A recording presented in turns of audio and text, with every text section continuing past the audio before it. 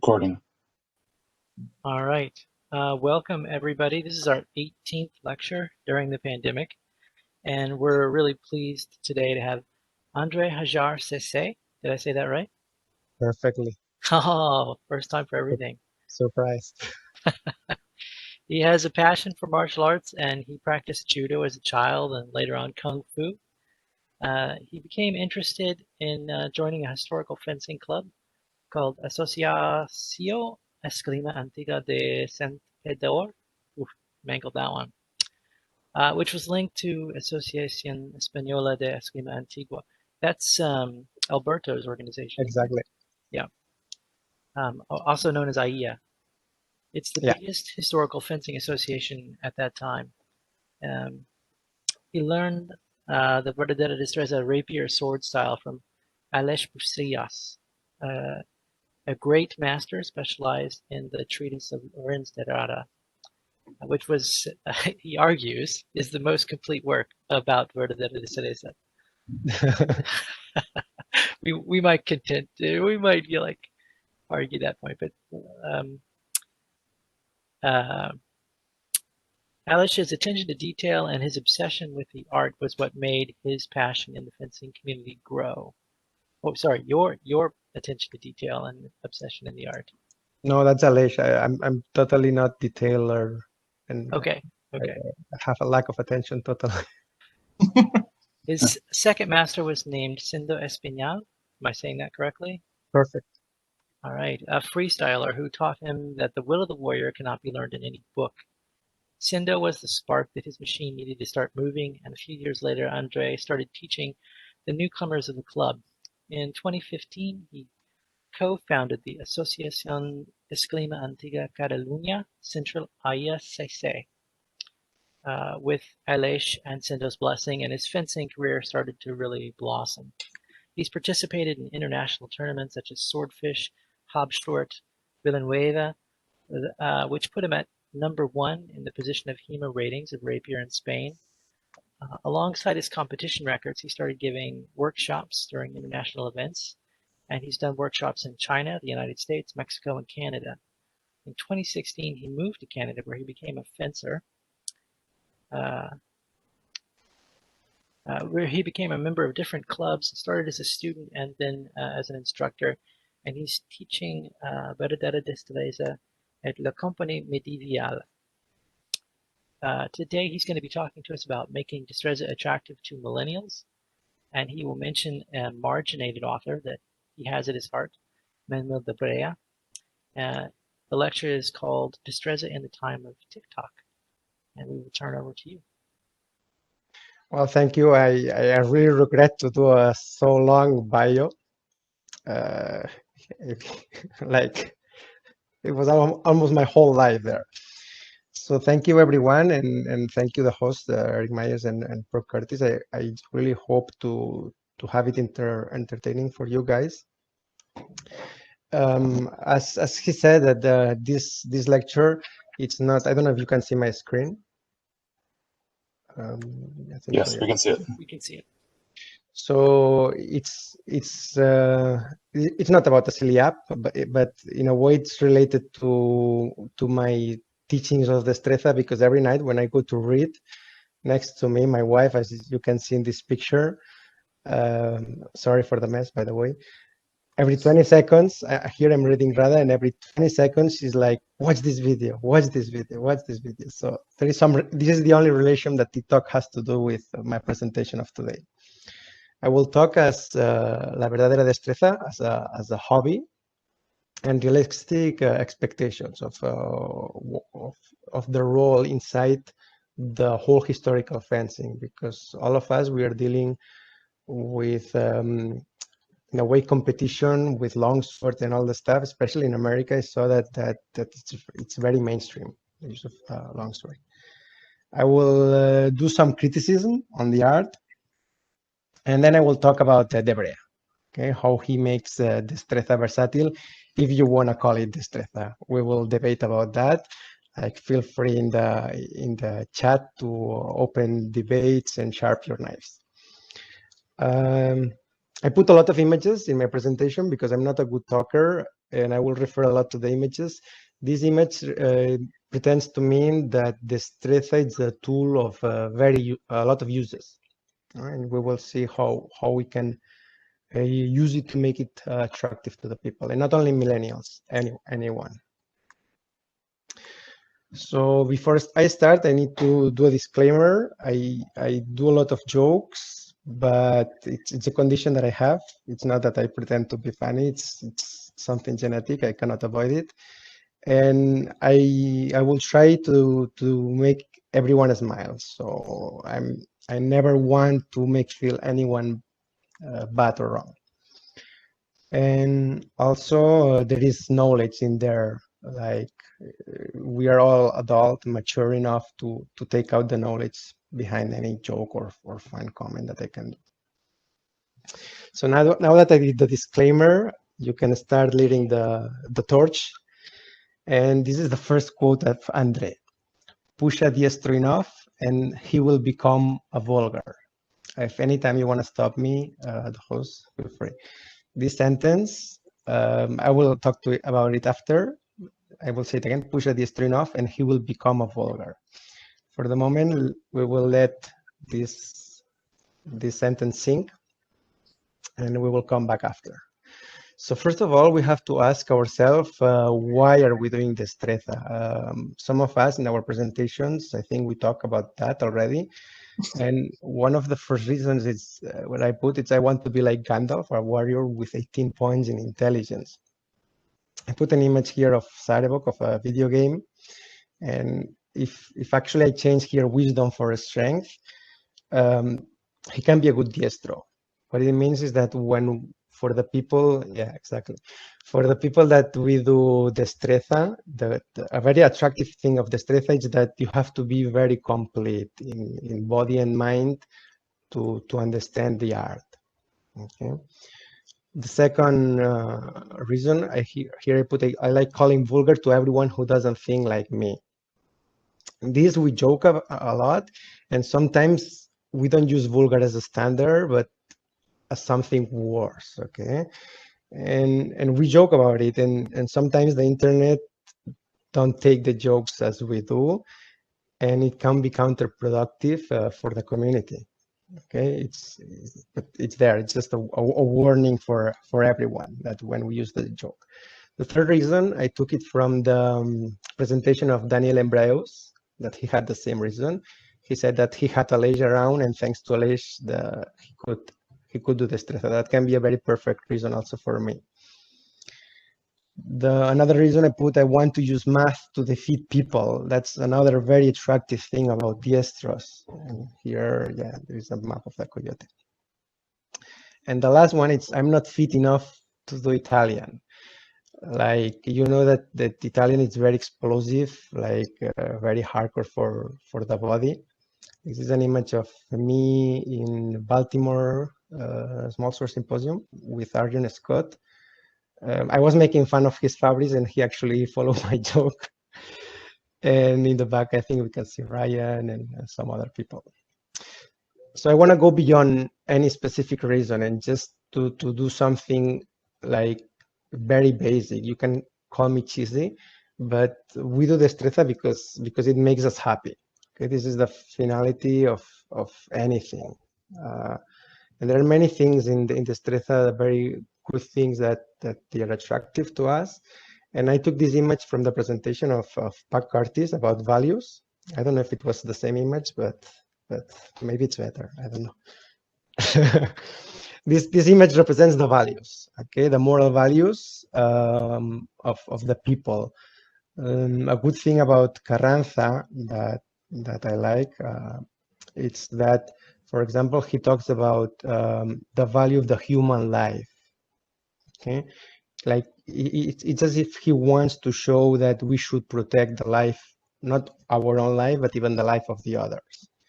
If you check any other treatise of fencing, it's just about stabbing the other one in the eye. Okay, and destreza seems to be a bit different in this aspect. There is a lot of knowledge in there, maybe too much, but they translate that beautiful mathematical knowledge to the use of weapons. And that's something that if we are able to transmit that to the students, I think they will like it. Okay. I put this picture to show that if we practice, if we do destreza every day, maybe we can be fit like this man. I didn't achieve it yet, but maybe one day we can be fit. And destreza has also a lot of bad things that we should not be ashamed to talk about it. If we are very sure that we like something, we should even defend it when there are bad or not very nice aspects about it. One of the things is the inspired imperialism or religious speech. We all know that it comes from a context that Spain was ruling the world. And there was a speech of Carlos V, I think it was, who said that Spain is the non plus ultra, that there is nothing further beyond. And they changed that motto, that quote. And now, for example, you see our flag, you will see that we have the plus ultra, meaning that Spain were farther beyond. So that all to say that it was times of imperialism, and we should understand that. Okay. Nowadays, I was happy the other day, I found in the Wikipedia about the discovery of America that they call it controversial, because we didn't discover anything. There were people already there. We just were late to arrive, and that's it. And we have to change a bit the chip of how to see the things. There are many things also in destreza that can be an obstacle for new fencers. For example, too long explanations about, I don't know, talking about Euclides or Aristotle. The images, sometimes they are lack of images, and when there are images, yes, they are clear about some mathematical concepts, but they don't explain actions, as some other books that you see two actions of movements, they can explain you clearly, especially for many of you guys that maybe you're in the chat and you take a PDF in Spanish and you just check the images. It's difficult to understand it. Even the Brea has wrong images. It means that it has the text says something and the image says something else. And the last point, it's something that there is in all martial arts, the sectarism, dogma, fanatism. It's when we try to make of our teachings something that hidden, like no one else can check what we do, and when we try to destroy all the other teachings. Okay, and not only that, I won't say, of course, any names, but we know, for example, that there are instructors that they only want to teach Christian males, and because there were the old expired values of before in destreza, which I would discuss. I know that Carranza nowadays, if he was here, he wouldn't be like that, if that was the case. So we shouldn't be scared of modernize whatever we have and take the good things and to fight against the bad ones. This is a picture of, I don't know if you understand it because it's in Spanish, but sometimes the follower pushes or brings something to the extreme more than the teacher. Okay. He's Mike Hitfield, the one at the right of the singer of Metallica. So now that I talked to you about dogma, that's saying that it's bad, I will present you the real master and why you should reject all the other masters and only follow Manuel Antonio de Brea. He was, of course, that was sarcasm. I hope you heard. So Manuel Antonio de Brea was a master in the School of Nobles. So he was teaching fencing to many people, and some of those people, they didn't even want to do fencing. So he had to be creative. He couldn't just give them books of destreza and expect them to teach.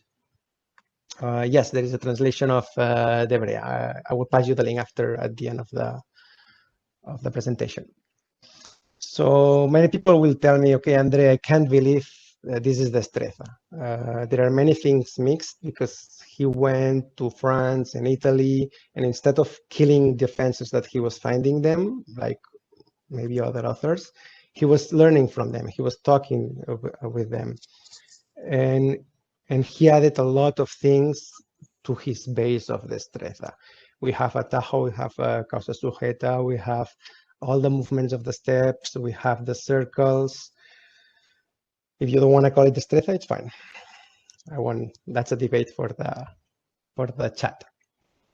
About the rapier, people say, okay, Andre, he was not using a rapier. Well, let's see the sword that he was using. He was indeed talking about espadín. Espadín is a small sword, and he calls it florete, like a foil, I guess. And then at some point he says, look, if you see in the number 4, there is a blade, a naked blade without the hilt and everything, and you can see where it starts the blade. And I was like, okay. So he says that the one he uses for training is 3 feet, and then he's showing as a blade that it's actually 4 feet or almost 4 feet, like the one who was de Rada was using, for example. So it's a bit mystery, but I think he has in his head or in his mind the use of longer swords. And actually, if you go to the book of Carranza, the first one of Destreza, you will see a blade that very few people call it a rapier nowadays. When you go to an event or anything and people say, hey, Andre, look at the rapier I bought, people don't show you this. People will show you something more like this rather than this. Okay, so again, I think that the rapiers that we use nowadays, they fit in the category of debrea, especially for the light weight that they have. And if not, you can ask to Danieli, for example, to make you a very beautiful debrea small sword. And as you see, it looks really like a transitional sword, or between rapier and a small sword. It can be like some that we found already, and also Castilla Armory. If you buy the economy one, it looks also something like this. Here I checked portraits of that time from Manuel de Brea. This is Manuel Godoy, army general in Spain in those times of de Brea.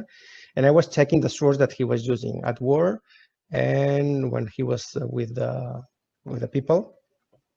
He was using the small sword and a saber, straight saber, infantry. Well, it was not totally straight, but like if we put the sword of the Brea, maybe we will put it in the middle. And it's not really, for me, to my opinion, it's not really too far from a rapier if we try to find a middle point. Yeah, I took the portraits because I never trust the pieces of the museum. So another thing that you should like about Antonio de Brea, it's the language. He uses very simple language. It's not just because it was more modern, but you don't have to read this, only the red thing. He even says it. He's like, I don't want to talk about religion. I don't want to talk about philosophy or values. We all read that in other books. Let's talk about fencing. So that's why, for me, what I like from de Brea is that he's a fencer. Everyone is a fencer, but he talks like a fencer. He doesn't talk like a philosopher or a mathematician or a sailor. And I put, like, as a real diestro, he contradicts himself. There are many diestros like contradicting other diestros, and even in the same book sometimes, or at the end, they mismatch something. Okay, here, for example, if you want an example, yeah, he says that a fencer who goes away to a fight is good because everyone is alive. And then at the end of the book, he's like, if you're disarmed and someone attacks you with a blade, you are a good diestro, you shouldn't go away. You should stay and fight. Okay, like, okay. I took this sentence from my professor of linguistics. He said, Mark Hale, he said, language is an imperfectly replicating system. It means that every generation that comes, we change it. And I took this sentence and I put it in Destreza, okay? Destreza is an imperfectly replicating system. Every time that a new master came, it was changing. That's why if we talk about true art, like, I don't know how we can define true art, really. And this is us, guys, like all the people that we tried to study Destreza and spend many hours. So maybe here in the first line, so we have, I don't know, Lois, Tim, Pac, Eric, Aleix, Alberto, many people. Maybe here I am in the back playing Age of Empires. But we tried to do a very difficult task in here. Okay? And then we have our fencers that they also want to put the rocket on the moon. They will kill me, my students, but this is the metaphorical image of our students. Okay, and it's very difficult to just put to them all the information of Destreza. Like, if the first day of my class, Aleix would have given me this and say, just to study, like, I wouldn't be here. I would have lived, I would be gone. I wouldn't have done Destreza ever. It was the first day, I remember I sparred with my jeans and boots. And we have to find something to click the minds of the people to like Destreza. And of course, we have to sacrifice ourselves if we want to teach. That's why I did this meme long time ago. Reading Destreza, it's 1 hour here is 7 years on Earth. That doesn't mean that everything we know we have to pass it to our students. We have to select the information.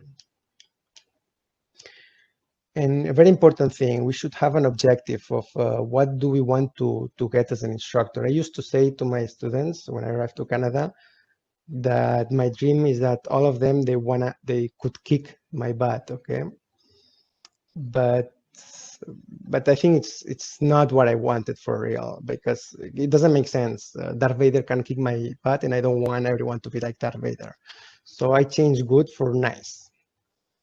It's very subjective, so let's see what I can refer to nice. It's not the mustache, but as all the martial arts, it starts for values. Okay, that's why I put here the face of Carranza, because respecting the other, it's primordial. Like, we are fighting, we are sparring, we are doing a lot of exercises with swords, and we need to have these values.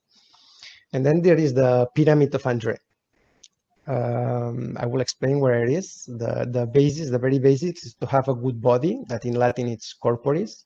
I put it in Latin because it sounds more academical. But then for technique, I couldn't put it in Latin because in Latin it's ars, and it sounds bad in English, so I had to leave it in English. And the last thing to complete a nice fencer, for me, it's the psychology, the mind. Okay, so let's explain this pyramid, and we will talk about the technique of it. So the corporis, here I put pictures of a lot of people that they have different characteristics. Whether you like it or not, they are all singers. Some of them, they have a good voice. Some of them, they don't have a good voice. The same with our fencers, our students. Sometimes they come to me and they say, look, André, I had a very bad rolling constitution. I cannot do the things that you ask me.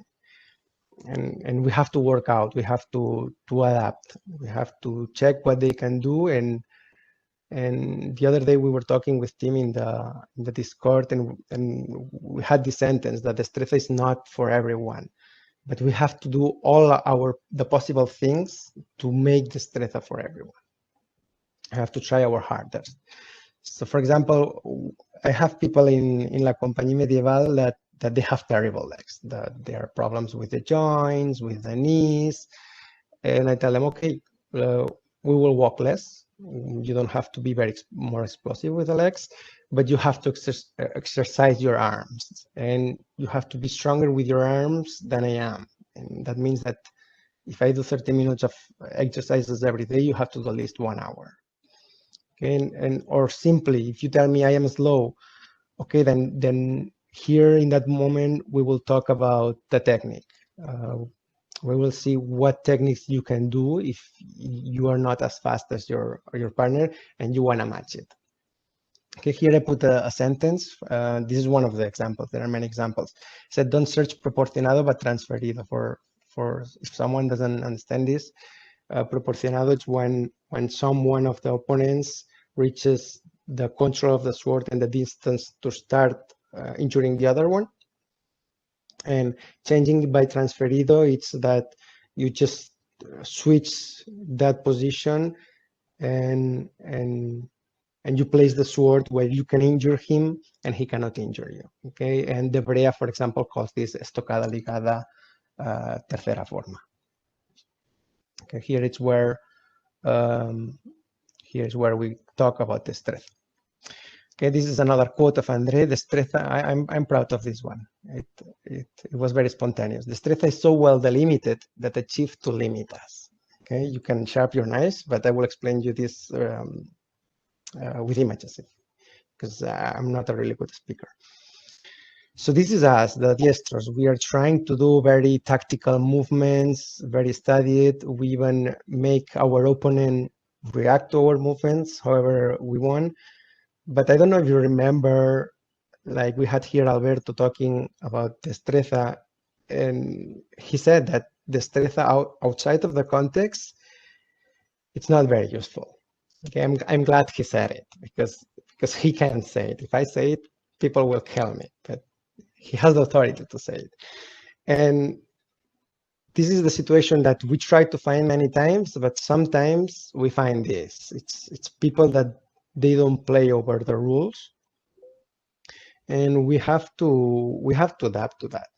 Like it's not fair that we say that our art is so good and we can win a lot of masters, but we cannot win a drunk master. Okay, let me explain you some small battles. I will talk about the Swordfish tournament. Let me say, because there was some debate in the internet, that tournaments don't show, like, don't value your fencing. Doesn't say if you're a good fencer or not, or if you know a lot of fencing. Okay, it can say about your physical attitude and how you adapt your technique. Even if you don't have technique, how you adapt that to the other one and to the rules. Okay, because not having a technique, it's a technique per se. So here in this picture, you will see, this was in Sweden in the Swordfish, and at right you see Damian and Daniel, maybe the best fencers in Spain. And at my side there is Alberto Bonprezzi and Tom Puey, top masters. There is a lot of power in this picture. If you want to cut me and make a poster out of it, feel free. So by accident, in that moment, I was not in the association with Alberto, but by accident, I had him as a coach in one match in the tournament because Alberto was there doing a workshop and they were making him out. They said, if you're not a coach or a fencer, you have to get out. And he's like, but you invited me. And I went and I said, he's my coach. And he looked at me saying, I don't know if it's a good idea. I was like, so by accident and unofficially, if you ever see a video and he's behind me in the Swordfish, he was not my coach. Okay, we were pretending. And my first fight was with a Russian guy, and I'm saying Russian not for stereotyping, but how to say it? The Russian school of historical fencing, they don't play with details. They tell you they want to kill your enemy, and they just don't play around. They go from A to D without passing from B to C, just directly. And I started in the position of Vía Española that you can see here from Lorenz de Rada. It's a position that worked to me very well when I don't know the opponent and he doesn't want me to play with the sword. And the first thing that he did, he trampled me like a juggernaut and destroyed my leg with the sword. I was feeling like terrible. The next bout, I went more down. I was going down. I was protecting my legs with a acute angle, putting the sword down, and protecting my upper side with the dagger. And something that we talk in the lectures. We talk many times how we can defeat the Italians, or the Italian style, or the Bulgarian style. So when I was doing this protection of my legs, he still went super hard. He didn't care. I had my sword there down. He just hit my sword and then hit my leg, and my leg started bleeding at that time. So I was really frustrated at that moment, because I thought I was good enough to at least do something, and he was destroying me with no style at all.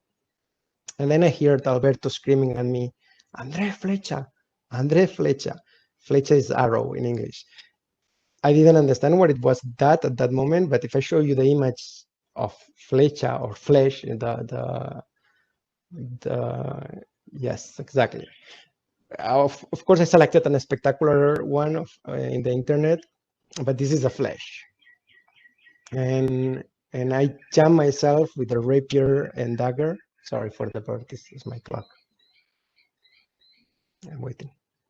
Okay, so I jammed myself and I strike him in the neck. I did it several times until the combat finished, and that's why I say Alberto won that bout.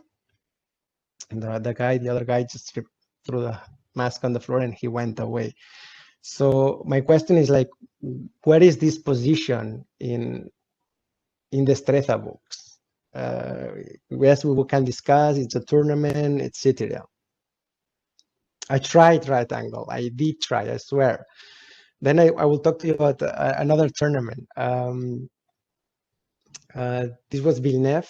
There was a very good fighter there, Pascal Theriot. He's a Canadian. And there was a diestro there that was fighting him, a very good diestro. I will put the image, but I won't say his name, okay? And the diestro was trying to control his sword, but Pascal was putting the other sword with a golpe a la espada, that is actually Bulgar technique, hitting the sword, and then going to hit to the legs. And also he was doing estramazzone. Estramazzone, it comes from Marozzo. It's a strong circle that puts away the sword of the other one, and then hits the legs of the opponent. And so when in these lectures we were saying just walk through the circle, if the enemy can hit you in both legs like this, it's not enough walking around the circle. So that's what in that moment I was in the finals with him, and I summoned De Brea. This image is from De Brea. If we will talk about the position, okay. Sorry, Aleix. Now I'm reading the chat. Aleix decided to say it. Well, whatever. By the way, Aleix, this image is from you. Aleix put me this image that De Brea is Destreza for dummies, but it was De Brea who won that tournament. And thanks to that, I could take my master, and I asked the organization to put him also in the podium, and it was one of the highlights of my career. I was very happy for that moment. So let's talk about the position of De Brea. He goes more down with his weight, with more open legs, more flexed. And I put an image at the right of Johann Georg Pascha, German. This is because some people say me, okay, André, like De Brea is too modern. We don't do modern stuff. Okay, Georg Pascha is before Lorenz de Rada. Okay, he's already in a more down position, and that makes you, how to say it, more jumpy. Like if you want to win distance or pushing back or forward, it helps you doing. You can do a very fast extraño or even move almost the 2 feet at the same time. Okay. I have images from Baltimore, me jumping back from an attack that was coming from Christopher in the left. That he's very good at doing that, and I managed to avoid it just by jumping a bit back. Okay, so there are many techniques in the brea that I put in blue the ones of that they belong to Verdadera Destreza, and red the ones that we cannot call Verdadera Destreza. Okay, I won't talk about all the techniques. Actually, if someone feels like and wants to talk about one specific technique, like maybe we can do that in the turn of questions. But if you see at the end of the text, there are many fake parries and intentions and attacks and feints. This for me is the psychological aspect. It's something really good from the brea. That means that it's tools for reading the mind of your opponent. Like the Vulgar Destreza, it had the llamar, that it's putting the sword down, offering points in order to call the attention of your enemy. I think Ryan talked about that. So we have that in the finta de pruebas. We have, yeah, exactly. We have libramiento de fintas. I used to call that the cobra, doing the snake, and it's passing the sword around the other one before entering, for example. Okay, you can do it with causa libre, that means without touching the sword, and it's still safe. If you do it and you enter safe and you close your angle, it's still safe. It's not, I don't see it as dangerous as someone can think. And there are many. I have a question about that. Sure. So is that in any particular direction? Could you compare it to a disengagement or a maneuver? Yeah, it's totally disengagement, but you're not obliged to touch the sword of the enemy. He actually says avoid touching the sword because it slows you down. But for example, a trick that I do when I'm tired and I just want to win the fight, for example, I am in one side, I start the disengagement, the libramiento, and if he's a good fencer, he's already going to move to the other side. So I started, and instead of continuing it, I just continue the thrust, for example. And that's a good trick if the other one is a good fencer. If he's a bad fencer, he won't move. And he's a really, really, really good fencer, he will call your bluff. I think that's the expression. So that's why it's very important to know who you are fighting, and why he has, for example, fake intentions using the feet. He moves the feet, he taps on the floor, he makes fake steps that moving the leg to one side or the other, just to see what the opponent is doing. That it's very good to know with who are you dealing before entering to it. And another good thing that he has, for example, the conclusion. He doesn't go totally to the side, he goes more diagonally, and I like that because when I receive conclusiones, disarms, and my opponent stays in this side, what I used to do, I turn myself ending in the back of my opponent and I hold the swords.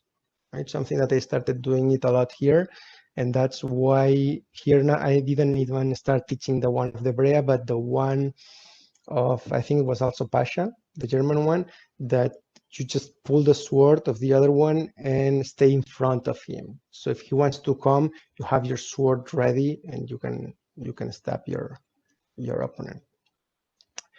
And for the other thing, there are interesting things. For example, he uses a lot the cross, and he's like, if your small sword doesn't have a cross, you can use your hand. You can play with your hand next to you, and once you place the other sword to the right, you can just use the hand. It's not totally safe, of course, but we are not playing with lightsabers. And I teach my students that once they do a reparo to the left side, if that sword is not moving, just place yourself to the side and you can go with a tajo or a half reverse. So another thing that I wanted to say is that the classes we have a lot of resources, and you can make them fun by using your imagination. In 2-3 years that I was teaching and have been teaching in La Compagnie, I managed to only teach the generales, the 4 generals or the 7 generals, depending on the author, and all the rest, it's small exercises to make everyone familiarize with the sword, with the movements. And many times I don't tell them to do simply a movement. I tell them, the other one will make you this, and I want you guys to find out what we can do. And I leave them alone, well, under my supervision, but after 5 minutes, we gather again and I say, okay, guys, what did you find out? And they come with very good ideas. In this image, you can see that we were taking the benches of the school and we were putting it upside down because I told them that they are so good walking around the circle. I want to see how you're doing it when you cannot walk around the circle. This is a very tough one. I must say that these are sport fencers, both that they are there. But we started with the bench in the other side, that it's wider. Okay, it's safer. And there are many exercises that we can do. Also, I make them put a cover in their eyes, only to one person of the partner, of course. And the other one pushes the sword, for example. And they know that if they push you from the weak, they have to do one thing. If they push you from the mid, they have to do another thing. And if they push you from the strong, they have to do a diversion or get out doing a formación. And make them do that with the eyes closed. It's very good for their muscle memory. It helps them to take out these things from instinct and not just for seeing them. Also, sometimes I brought balloons to the cars, and with that we do a game that, for example, they have to pass the balloon only doing thrusts or only doing cuts, for example. And whenever the balloon falls on the floor, they have to do push-ups or sit-ups. It's something that we will have to change maybe, because the other day a student confessed me that he's not coming to my class because he doesn't want to do push-ups, and that shattered my heart. So let's see, maybe we will change.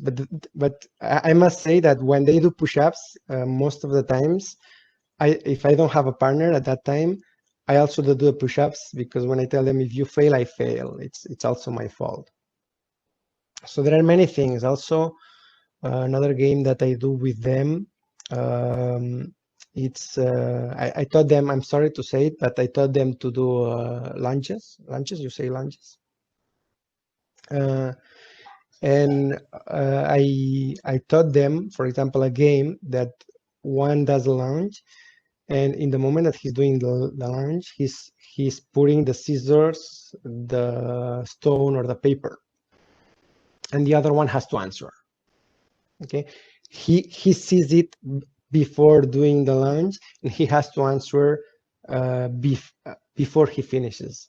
So that is for training the reflexes of hand and mind. Okay, it's one of the things.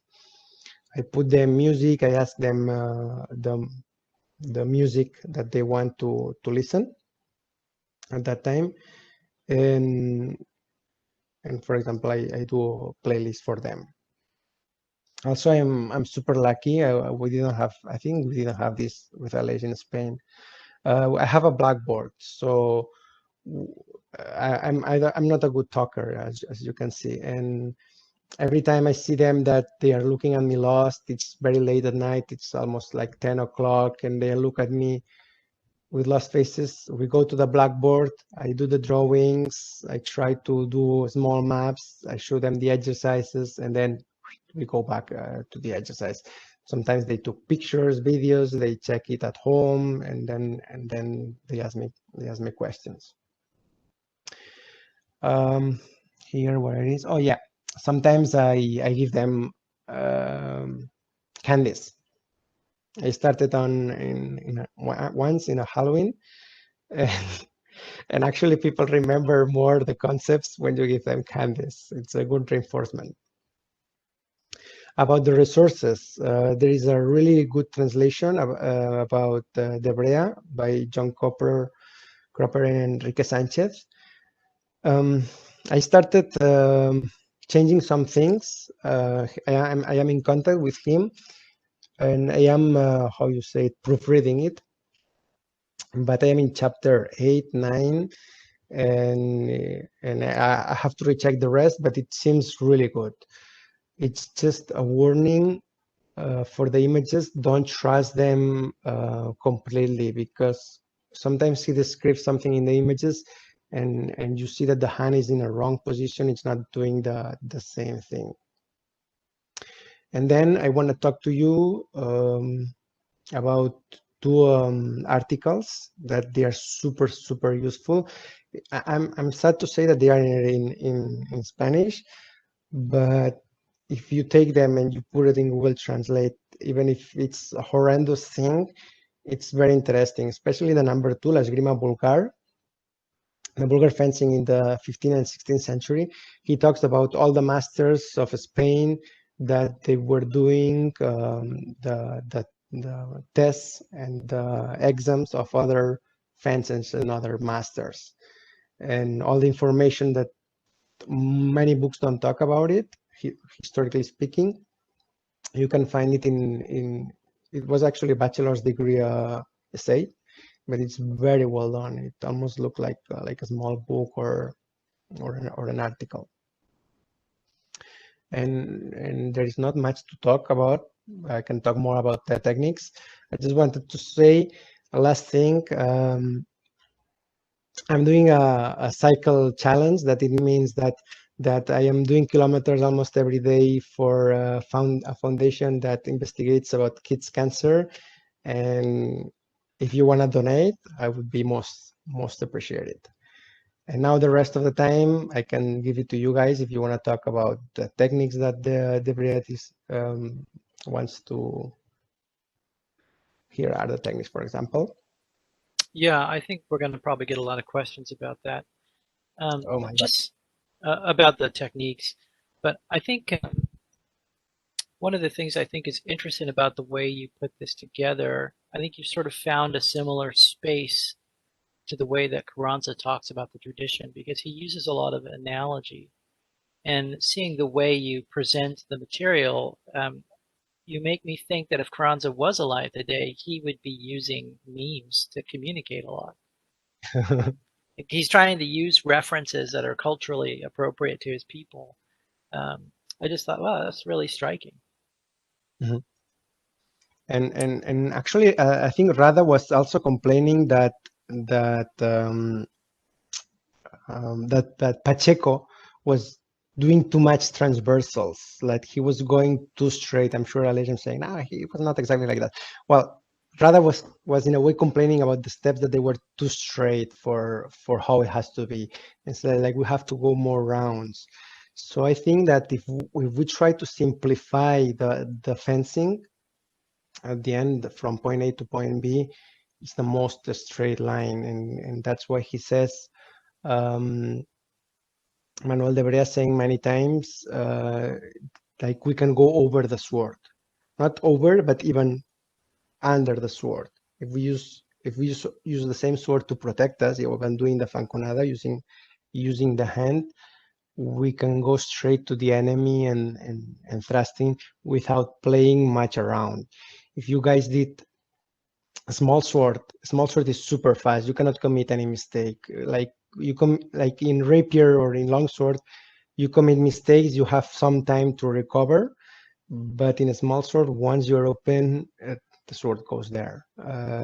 So for me, I think it's like also an accelerated.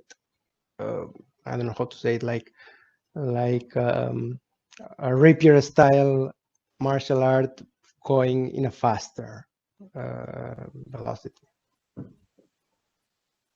Andre, Do you think that Breyer was talking about using the smaller foil small sword type blades versus the longer rapier style blades in the same way that other masters just discussed using a lighter weight sword for fencing for practice? he definitely was using that foil that he has actually in the image. In the image, you can see the small ball at the end, and I think it was Aleix who showed me one like 1 or 2 days ago, a practice blade that it actually is very similar to something like this, but he started teaching in 1785. It was many years before he wrote the book, and it's true that it was disappearing, the rapier, at that time, but still they were as I show in the images, they were still thick and long swords. So I think that he wanted to extrapolate his fencing, because in that moment it was called fencing. It was the first time in the history that we were not calling it destreza. Before it was destreza de las armas, the dexterity of the weapons, and for first time they were calling it esgrima, fencing. So in a way, he wanted to make it available to everyone, because he was teaching in a school for noble people. But he had in the background the martial art, the one that everyone is trying to teach you how to defend and kill your opponent. So maybe the small sword, it was just a tool to use the other. But what I try to say always to the people is like, it's perfectly possible to use the brea with a rapier. And I show you the sword of Carranza. Like if nowadays we give a sword of Carranza to many of our students, they will hold it. They will say, Andre, this is too heavy. Like, if I cannot use the two hands, like, keep this for you. Okay? That's why also for me the brea, it's a good resource for them. Okay, thanks. So we had a question from the audience about how does Brea justify the lunge in the tradition, or does he? Yeah, he does it. He says if you can go over the sword, like, go for it. Like, sometimes you can invite your enemy to advance the sword, and that is the moment that if you just go forward, you will find him, and your sword should be able to protect you. There is something, where is it here? There is something that it's that he does, atajo imaginario. Yeah, that's it. He pushes the other sword, like he gives the strong of the hilt of the sword to his enemy, and he places there. His enemy is thinking that he's gaining in flaquezas, is doing weaknesses, and he has free to move the sword because the other one is pushing and he can go easy. But he said, do this, but don't push him. He does. If you do it very in the very weak part, he doesn't know if you're pushing it or not for real. So you push him, you provoke him to get out, and when he gets out and he advances, you close the way and you just go with a lunge, for example, and you gain the position. While the other one, he was just trying to get away or to gain control of the sword. Like, at the end, it's just an instant to go from point A to point B. So it's very perfectly possible to win the sword of the enemy, playing around, playing with the psychology. And once you're sure that you can have the control of it, just go and thrust. And there is nothing better than jumping with a lunge. I wish there was another method, but this is the fastest one possible. So can I try to unpack that technique that you described a little bit? Yes.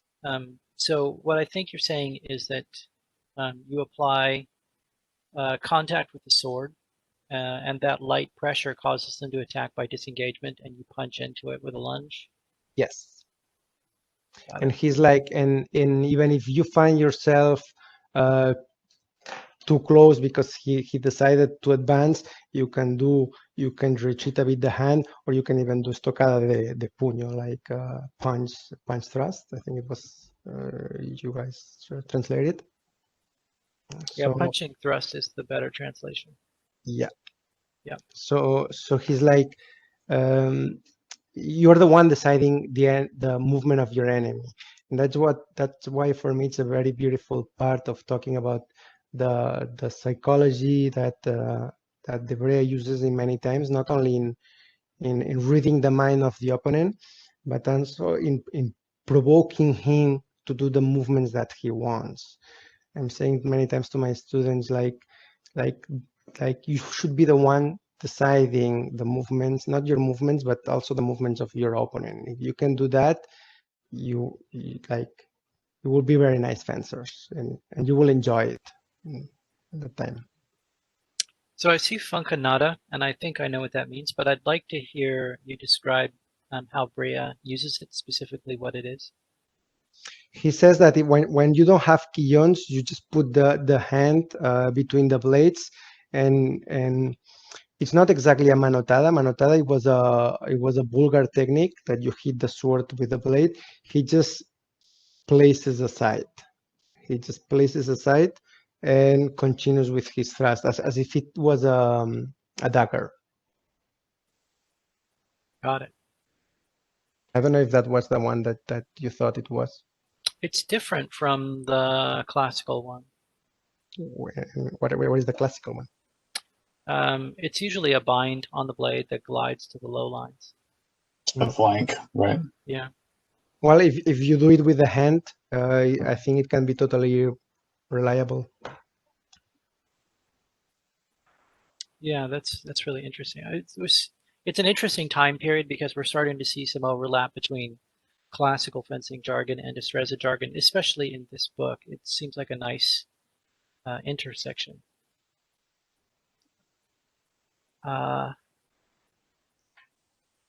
So Aleix has a comment. Classical fiancanada is close to quarta de circulo.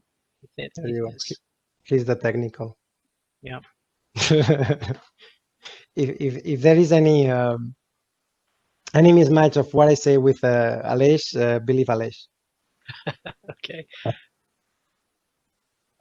Let's see. Have we got more questions out there? At the end, he's my master. Yep. Did you want to say anything mean about him while we've got you? No. He's my master. He's the one saying mean things about me, and I will accept until I die.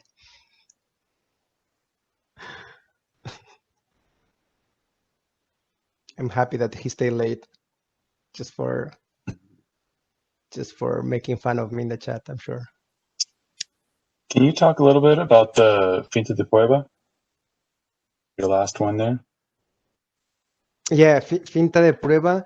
It's he describes it as I would say like it will be like llamar or invitar in the vulgar destreza, that you open yourself.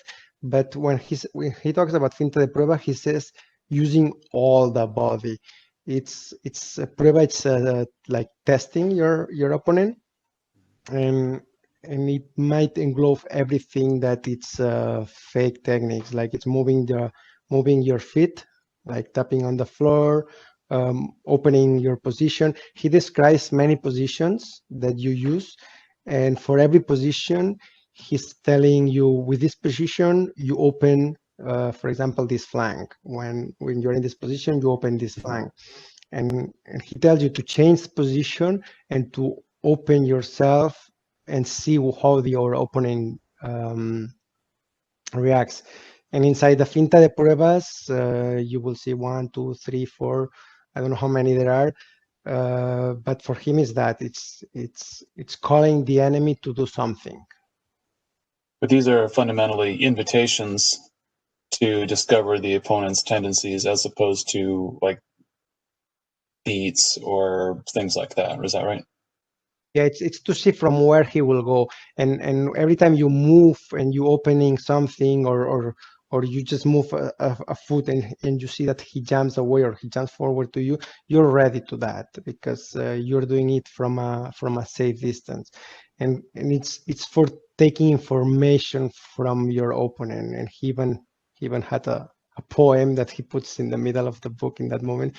That the warrior shouldn't enter in the battle without knowing his enemy, and that's in a way a good summary of finta de prueba. Like it's knowing how he will react or what he will do.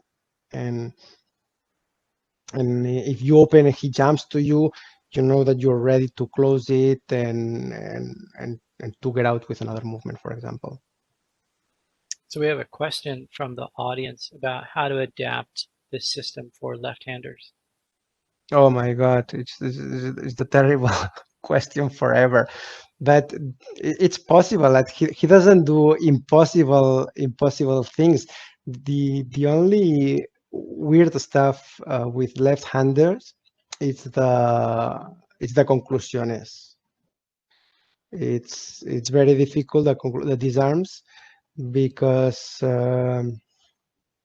are playing mirror, and sometimes they jump from very far away to take the sword that it's in the other side, and that's something that you left-handed you have to work out with that.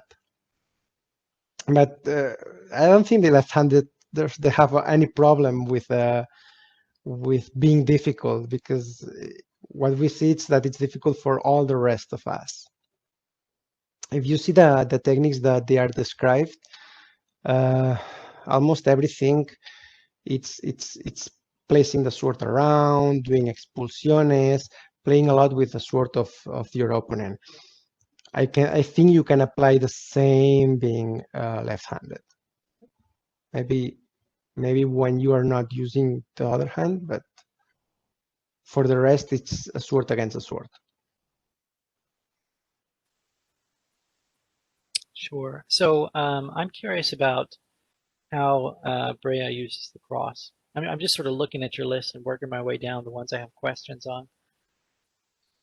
How he uses the what? The cross. I think I put it. Yeah, I put it in red. I put it in red because the way sometimes I read it in Destreza about the encadenada and the engavilanada, that's the using the upper or the lower one. Sometimes it's as if they find it. They find the sword of your opponent there, and you use it to block and push it. But De Brea, he provokes it. For example, he puts himself in atajo imaginario in order to catch the sword of your enemy and play with that. Okay, so for example, if he goes over, he tries to find trapping it with the lower one or with the upper one if he's under it. And when he does this, he blocks it and he enters again if it's needed with a lunge to thrust your enemy. Maybe it was easier for him if he was using a floret or a small sword, because those swords they bend a bit. And I think if you've seen his images when he's thrusting, they bend a bit. And our swords actually they bend also. So using the quillions, the cross, it's a very good resource. Sometimes when I'm playing with the students, I just trap the quillions to see what they are doing playing around. And it's really a good resource. If you're fighting and you see people playing under your strong and he's trying to do flaquezas, for example, you can just retreat a bit doing an embebida and then place the sword over, searching it with a quillon. That's why I always ask my students that if they can buy a sword, that maybe it's a bit trickery, but if they can buy a sword that the quillons, at the end of the quillons, they have a small ball or it's a bit thicker, it's better to trap the sword. Okay, now it doesn't need to be a hook, because that's too much and it's even dangerous. But if you place, like, if there is a little ball at the end of the quillions, it's perfect for trapping the plate of the other ones. And the modern blades that I see nowadays, that, for example, Castile is doing it, they are very smooth. Like, you try to trap the sword of the other one, and it goes away very easy. That's a bad trick, by the way. It's not a bad trick. I need some bad tricks so that when somebody pushes me and I need to go vulgar, I've got like something beyond just my pocket sand. Like, pocket sand is my last resort. Balls, I need a sword with balls so that I can chap other people's swords.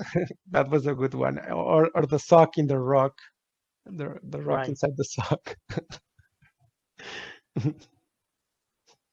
So we have another question, which is probably traditional. I like the way this one's different. Does Brea specifically differentiate between acometimiento and traditional painting? Yes, yes. So that blocks the sentence of the question of acometimiento, I guess. Well, acometimiento, he really tries. He really tries to hit the enemy, and the enemy blocks. In our minds, as I tell to my students, I always tell them, you always have to imagine that whatever you're doing, it will be blocked. So you have a second one, and you have to imagine that your second one will be blocked, and like this at least 10 times. Okay, so for him, acometimiento, he really goes, but it's blocked. Okay, so it's acometimiento.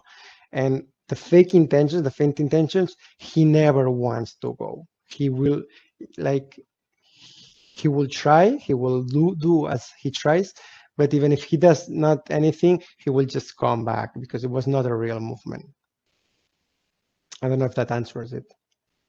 No, I think that does answer it. It's really interesting as a point of difference. When you do a feint, if you start a feint, to my knowledge, if you start a feint and the other one doesn't do anything, and then you decide to thrust, then I don't think it's a feint anymore. A feint, it's when you do a fake movement that it doesn't have the first pretension other than just to trick your enemy. I think also we had once a debate in the internet that if a feint, if he doesn't believe the feint, or if he does believe the feint, is it a feint? So to me, a feint is something that it won't have the intention that he thinks. It's just that. Or the contrary. It's something just to fake the mind of your enemy, but you will never finish it. So we have another question asking if his feints are more like probes. What does it mean? Probing. Probing is like finta de prueba, but with an attack. Using a false attack to discover adversaries' responses. Oh yeah, totally. If he's open, you should, and you are on safe mode, like holding the sword, or you can place the sword in order to protect you. You won't do a feint, of course. But if you think that you are not in a safe position and you want to create an attack that he will believe you and it's safe to do it, you can do that. And a good example for that, for example, now there will be a debate in the chat, but when I fight with real diestros, yes, in Canada, at least in my place, there are no real diestros, but I have Jordi, a friend of mine who came last year from Barcelona, and he's a really good diestro. So what I do, it's when they go to proporcional, okay, not proporcionado, proporcional, that they are controlling the sword, but they don't reach to your body, I just do a nails up position, like showing that I'm gonna cut. Okay, it's totally a fake attack because I am not in a distance to reach my cut. It's impossible that I will reach him.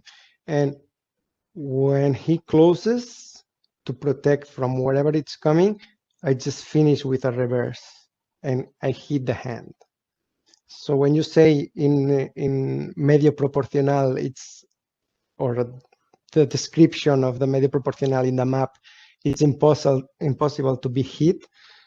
I do hit. Maybe it's because I have orangutan arms, very long, but my sword is very short. I use a 35-inch sword compared with 37, 38, or 39 that I saw around. And if you fake your attack and the other one opens, you can cut safely the hand. I don't know if people like cuts in the hand. There are maybe places that they don't count it, but it's a very beautiful attack. It disarms your enemy, and a simple cut or half cut in the hand with a real blade, I think it can do good harm.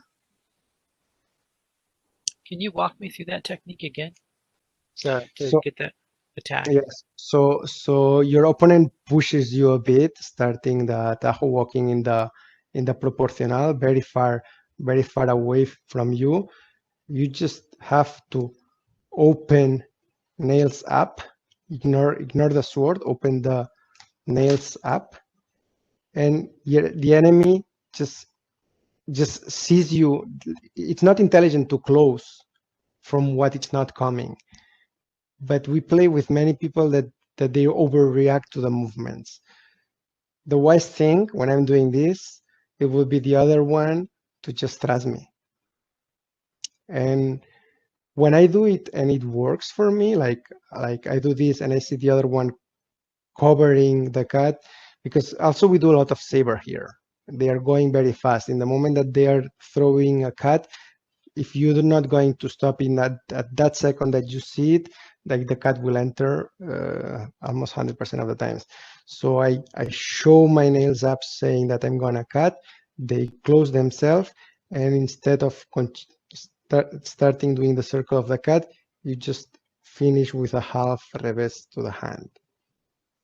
And when I'm doing sparring, for example, with my students, and I see that they close the line too fast, instead of thrusting me, I just repeat it until they see that the cut didn't start, and they just go with the line and they thrust me.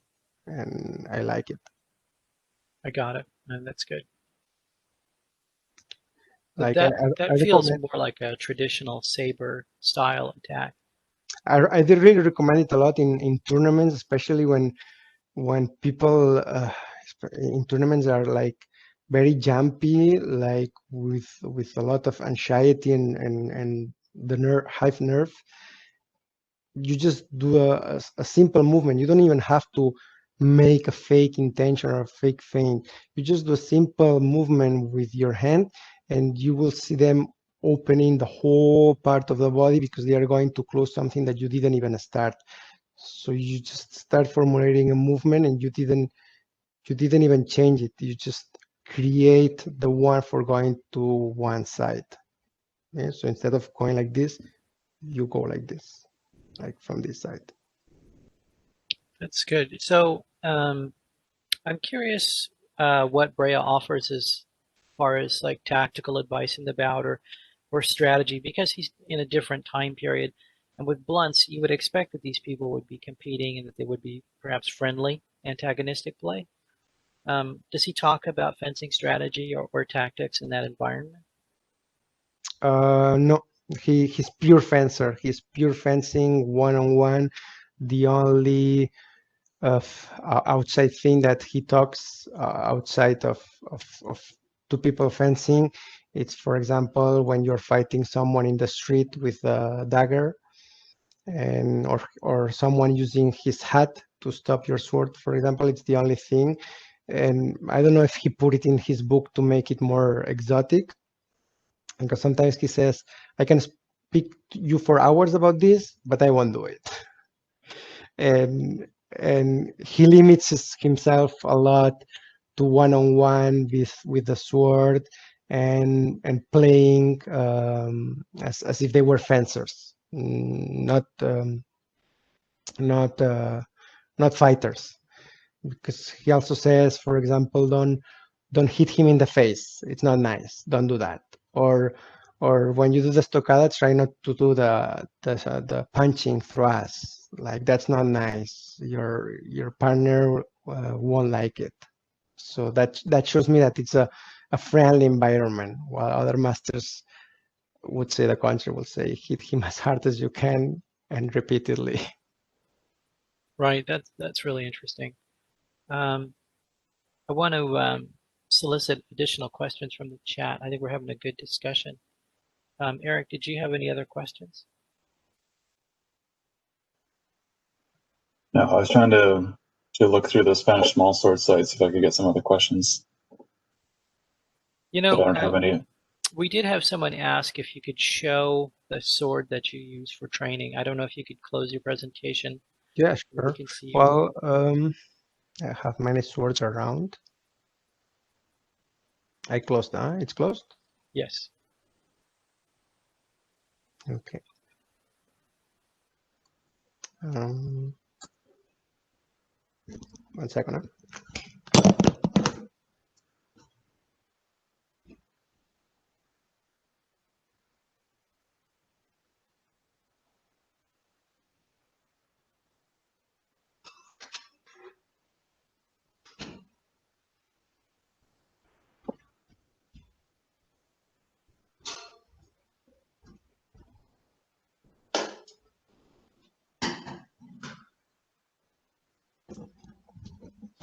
So I'm not using a very weird weapon. For example, sometimes I use this one. You all know this one. It's like a steel, but I don't like it for destreza because it has a very long grip.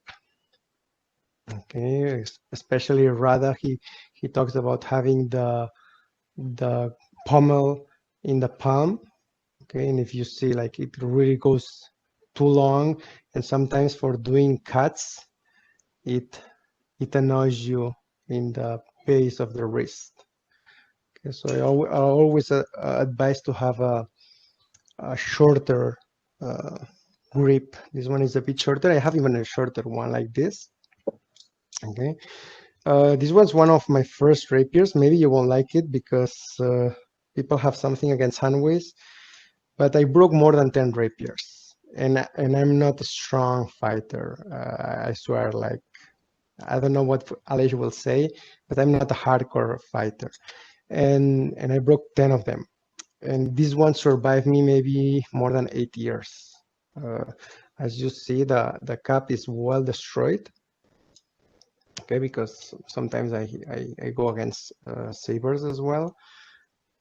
Yeah, you can see, well, I have to fix it a bit.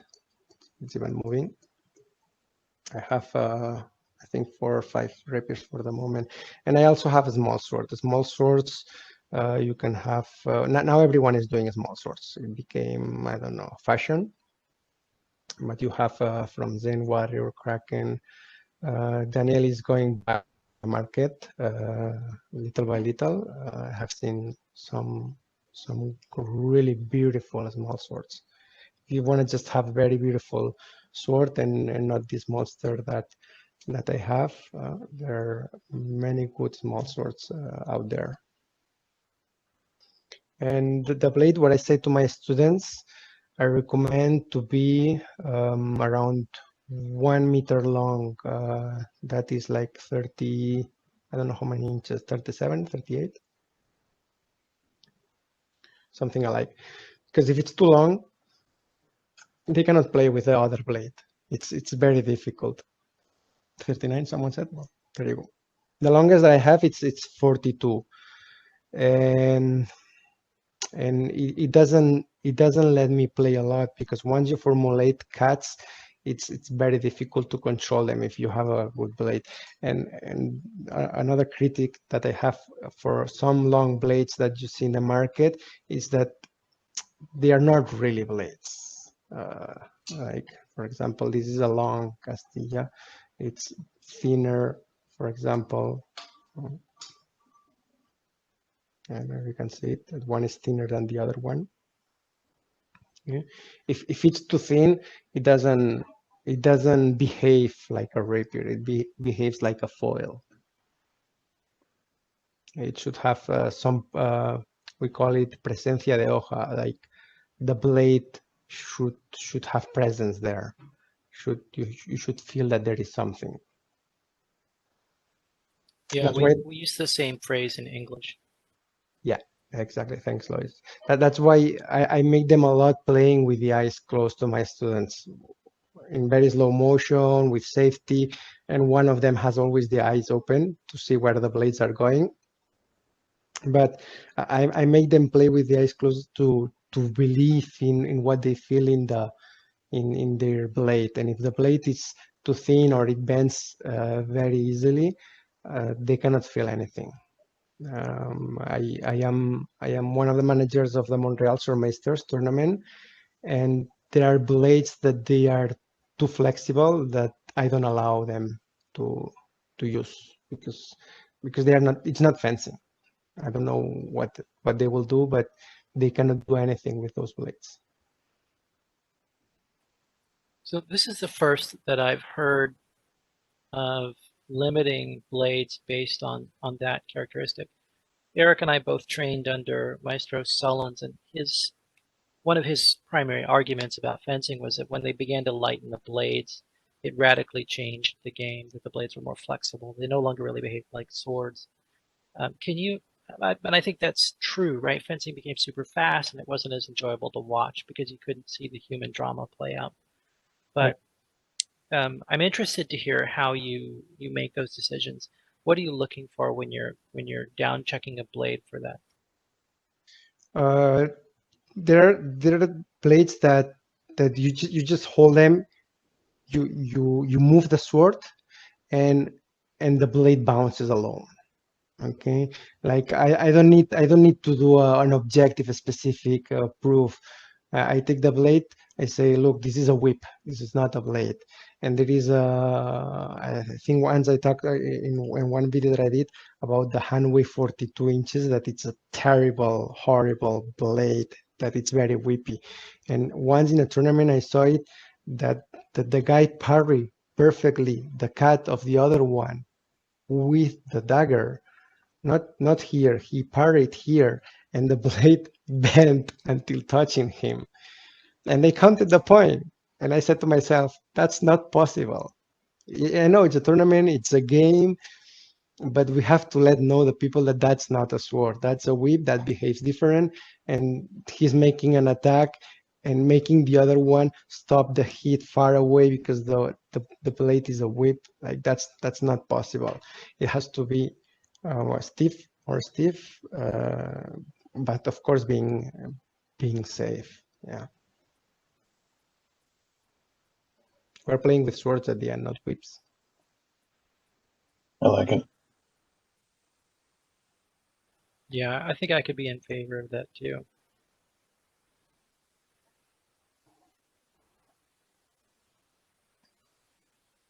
I'm just checking the chat now, looking for more questions. Oh, I saw someone cut down his Castile grip.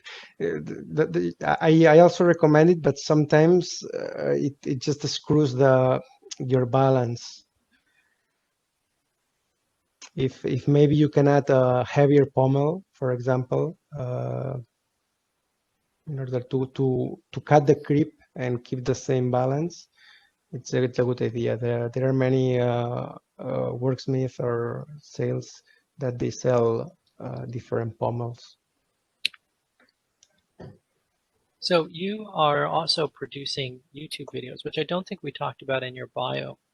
And some of the people here, or some of the people that watch this later, may not know about your channel. Could you tell us about it? Maybe post a link in the chat, and I'll try to remember to post a link. Sure. I didn't want to do publicity because it was not about my channel, but what I'm trying to do with Destreza Nova, it's how to say it. If I start fencing again, I would like to have that. As simple as that. There are many things out there, many techniques that sometimes you need to read the whole book to see one technique or 2 or 3 concepts, and it's not fair, especially for the people of nowadays, that we have a lot of information, we all know a lot, we read a lot, and we're in a society. That's why I call the Destreza in the TikTok, that if the people don't like something, they just sweep you with one finger and you disappear. That's why, since here there are a lot of people who read a lot, we can extract the good things and place them there. And me, of course, it's totally biased. There are things that I like and things that I don't like that I will never use.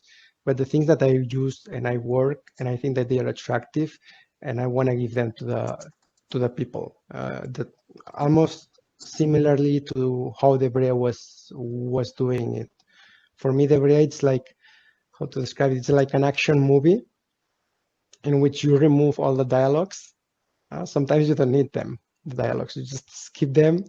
Okay, we don't need to talk. We still understand the movie. I want to see the action, and for me, it would be something like that. Okay. Once the person likes something very much, he can always go to the sources, and the sources are there. And Team Rivera, Aleix, there are many people behind doing a really great job making the sources available to the people. So I think our objective is to make it interesting and good. That's why if we can take the good thing of every technique, every philosophy, every specialty, and show it to the students, say, look, this works for me, use it. You don't like it, tomorrow I will show you another one. And maybe we'll have something that they will like it. It sounds to me that this ties back to your philosophy, the linguistics quote that you talked about, where destreza is a continuum and it grows with each generation and changes. Yes, but we cannot change it that much, because then we will start it making it sportive, and it's another debate that we are all here scared to make this the martial art to become a sport, about just counting the hit without knowing if that hit was already good enough. So we cannot go more away from that, and that's why I try not to modify anything that I try. Sometimes I do, but I try to not modify anything of what I saw. Like the masters are there.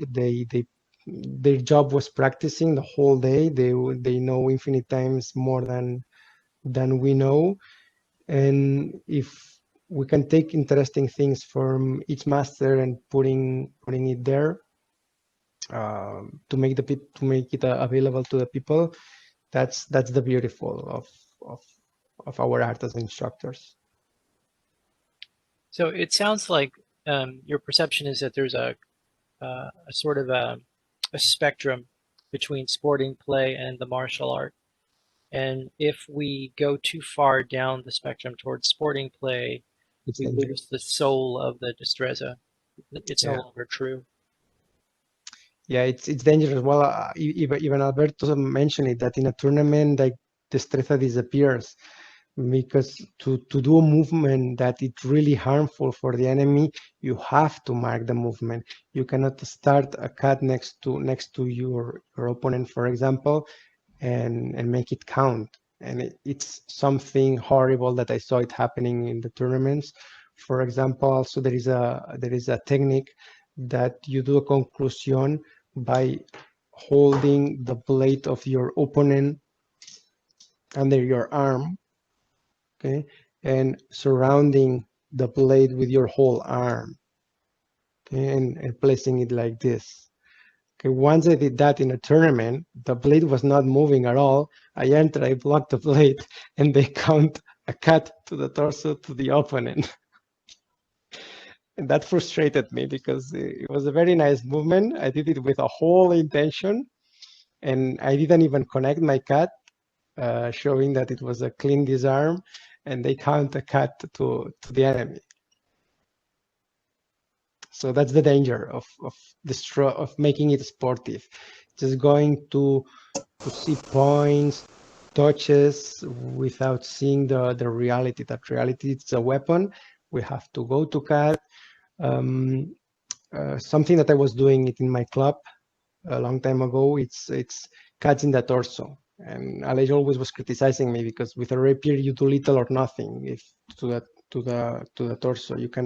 You can break ribs, but if someone has just a jacket, it's not really deadly. And I agree, if in tournaments they ban cuts to the horizontal cuts, how the Brea calls it. Or also, the Brea is also another person who says never do horizontal cuts, because you won't do anything with that.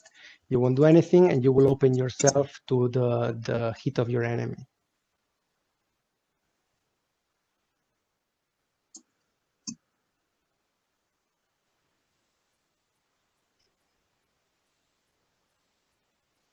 I think we're having a good discussion here. It's 8 o'clock, so let's get any of those last questions in. Oh, now it's turning the discussion about Bellatore and Ferro Marmori. Yeah, the chat has been really jumping about favorite swords. There isn't a definitely sword. The definitive, I don't know how to say it, the final best rapier sword, I don't know if it exists. We haven't found it yet, and we've looked at a lot of them. Yeah, The we have a best, question. the Go best, ahead. the best skill I had, it's with no doubt Danieli, the best steel I had from the blade, because for the Swordfish they didn't let me use my dagger, and I had to buy a dagger from Danieli, and it's a really good steel, strong, light, flexible. It's, I don't know if he takes them from a meteorite, but it's magic. It's really good. I hope he pays me with a rapier for this.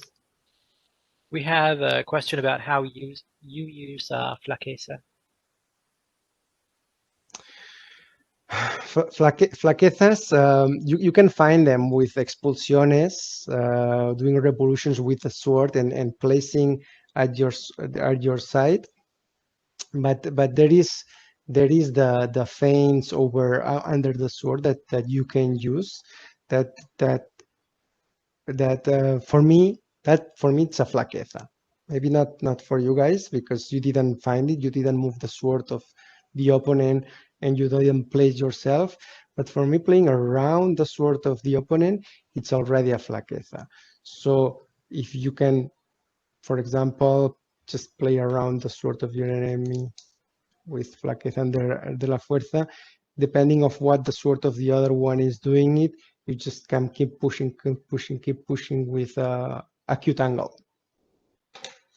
And as I said to my students, sometimes you're controlling the sword, you don't have time to redirect your thrust. It's okay, go and thrust. You thrust in the tummy, it works. Thrust in the tummy. Want to do a sajita in the collateral, go in the arm, go ahead. Play around the sword of the other one if he doesn't want to control your sword. And play with the cats. I'm sorry to see that in the SCA there are not a lot of cats, but it's a very beautiful thing. Doing not only cats, but half cats. I gotta say, a Tahoe inside and half reverse to the face is my all-time favorite. Yeah, many times you're just playing with the sword of your opponent, and you're doing small steps, and the opponent doesn't know that you reach a place that you can just do a small cut in his face. He sees that you are here controlling the sword, playing around. He doesn't see the opportunity to do a thrust because you are both covering yourself with the cap. But a half cut enters, and if you do half cut and you just do an extraño and you get out, it perfectly gets a half cut on the face and you walk back. So I say to my students, when you are close enough, don't think too much. Just do a half cut and get out. Like, why are you playing more with the sword? Sometimes I think I push them so hard to control the sword of the other one before attacking that they take that advice too long, and I see them just playing with the sword without attacking. Instead, like, you could attack like 5 times here, just attacking it out.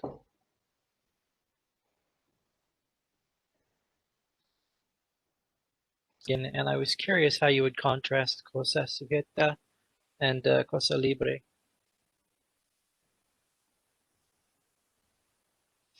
Yeah, there are some times that he doesn't need to start in causa sujeta, contacting the sword of the enemy. He just says, look, the enemy doesn't want to give the sword, don't try to find his sword, okay, because he won't give you the sword. You can just try to play around, make the fake attacks that he's seeing. When he reacts and he moves, Then you enter. You protect yourself. He doesn't want to contact your sword. You can do a thrust from causa libre, like without contacting the sword. Well, this seems like it goes to a lot of the problems that diestros have in free play with people that don't practice today. So because these people want to fence with their blades at liberty or refused and inviting. So I'm interested in like the ways that Brea solves that problem. Maybe that's helpful. But the same Lorenz de Rada, if you push a sword in Atajo 2 or in Atajo 3 and you push the sword to one side and you walk to the other side, you feel yourself protected and the sword of the enemy stayed in the other side. And you just can cover yourself, you're covered yourself with a sword and you just thrust. You only need to cover your face and your sword, depending on how you put the nails. And the horizontal cuts, they shouldn't do anything. Like the sword of your enemy, you just left it there. The only important thing is to pass the point, to pass the place where he can thrust. Once you pass the point and it's free for you to go, if you have only the head protected, it's enough for entering with safety. Yeah, I think that's a good point, and we've had other people talk about that with Rada's work.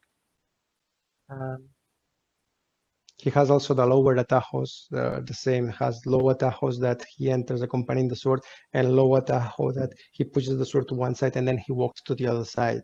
The same thing, if he pushes the sword to the other side and then he walks to the other side, if you place your body correctly, perfectly, and you place your sword where you have to place it, you can attack to the other and cover yourself for wherever harmful attack can come.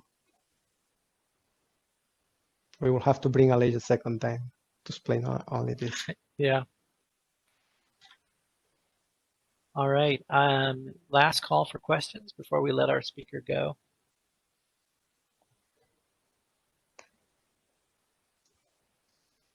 All right. I don't see anybody frantically typing.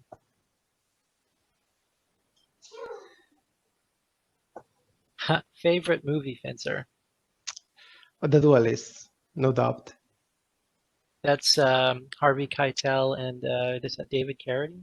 Was the first one of Ridley Scott, or at least the first famous one, The Duelists. Yeah, that's a good one. Yeah, and they are not doing anything spectacular. I show it to my wife. It's like, it's very boring. It's like, yes, because you don't understand fencing. Oh man, slam. but this, it's what Hollywood wants sometimes, like do spectacular movements and stuff. They don't want reality. That's why maybe the movie, I don't know, it doesn't have the credit. If you put lightsabers instead. Right. No, sorry, A La Triste was too long. They used 5,000 books for making that movie. If they used only one book and one movie, second book, a second movie, that would have been good. So we have a question from a random member of the audience who you don't know at all, who asks, why would you do Brea with a rapier instead of a small sword? I can do the Brea especially with a small sword. I have a club in Montreal that we only do a small sword, and I don't know a small sword from anyone else than the Brea, if we can call it a small sword. So yes, why not? It's fairly fine. Or it was the other. It was why Brea with rapier instead of Brea with small sword. As I said, the swords that I see nowadays, it reminds me more to small sword rather than the sword of Carranza. That I showed the sword of Carranza to someone, they will say, that's a side sword. Like, well, yeah, side swords are rapiers. Yes, they are the same family. But if you go to a tournament of rapiers, you don't see the one of the Carranza, or it's not typical to see the one of Carranza. It's more typical to see the one of the Rada, or even transitional ones. There's so many transitional ones. And since now everyone wants to do fencing and not everyone has the good arm to hold the sword for many hours, there are many people playing with transitional ones, like, for example, the economic steel. For me, it's a transitional rapier, whatever people would say. All right. Well, I want to thank you for sharing all of your time and expertise. I think you really brought a fresh perspective to this. And you're the first person that we have spoken to who's given us some insight into Berea. So really glad to have you. It was a very nice lecture. Thank you. Next week, we're going to have an Ask Me Anything. So you can ask Tim and Eric and I whatever questions you have. Let's try to keep them Destreza related. I don't want to get too out of control, but yeah, it'll be an open session, and then we'll have a regular speaker again in 2 weeks. Okay, thank you, everyone. Thank you, host Eric Meyers, Pac, and all the people in the audience. Thank you, Andre. It's been wonderful having you join us. Thank you. All right, good night, everybody, and stay safe.